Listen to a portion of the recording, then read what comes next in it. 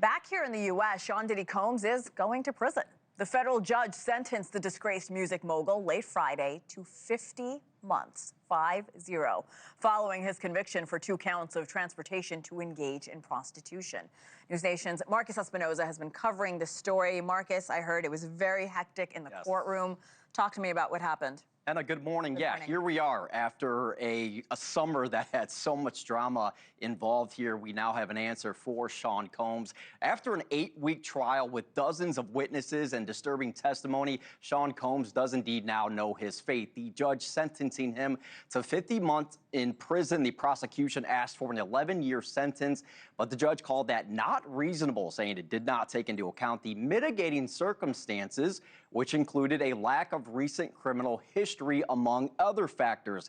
However, on the flip side, he also disagreed with the defense's request for essentially time served of 14 months, saying their proposal did not adequately account for aggravating factors such as the severity of the conduct, the violence, the drugs, the coercion, and, quote, devastation that it caused to Mr. Combs' victims. Notably, he will receive credit for the 12 months he's already served since his September arrest, so the additional time to be served effectively will be 36 months. Now, Combs must also pay a fine of $500,000 in addition to 5 years of supervised release when he gets out, though his legal team also made it extremely clear they were planning on pursuing an appeal.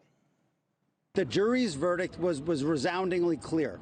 There was no sex trafficking, there was no racketeering, everything was consensual, everything was adult, which is why he was convicted only of the prostitution offense. What we feel happened today was that the judge acted as a 13th juror, one that we did not choose, and that he second-guessed the jury's verdict.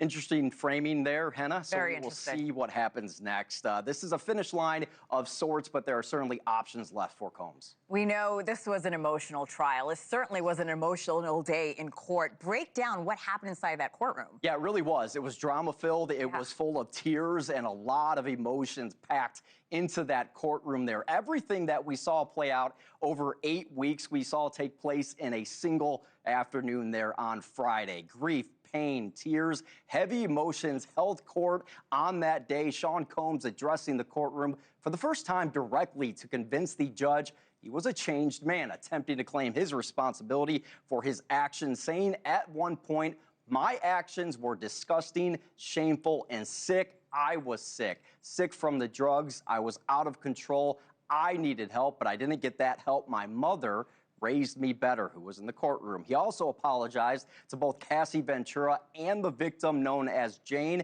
And in an unusual request, Hena, Combs asked the court to play an 11-minute video. It showed him as a family man interacting with his children and as a member of the community. The prosecution were also clearly frustrated with news that Combs had a scheduled speaking engagement before he knew of his sentencing, with a letter that mentioned what he planned to do, quote, following his release. The prosecutor called the revelation, quote, the height of hubris.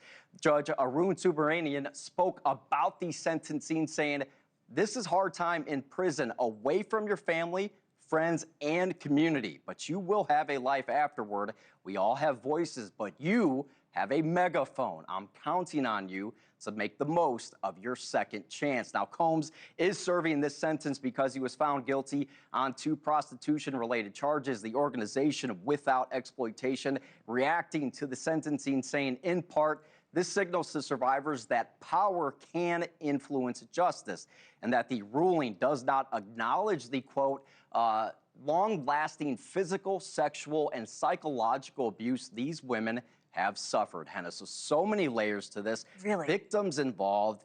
A little more than a 4-year sentence, but he's already served a year of it, and then they plan on appealing, so it's not quite over yet. Even though it was an 8-week trial, we got the sentencing yesterday. Still have a couple steps to go here, perhaps. Yeah, we'll see how that appeal process goes. Markie Espinoza, thank you for that update. Thank you for watching. Subscribe below and download our NewsNation app right now on your phone, and you will get fact-based, unbiased news for all Americans.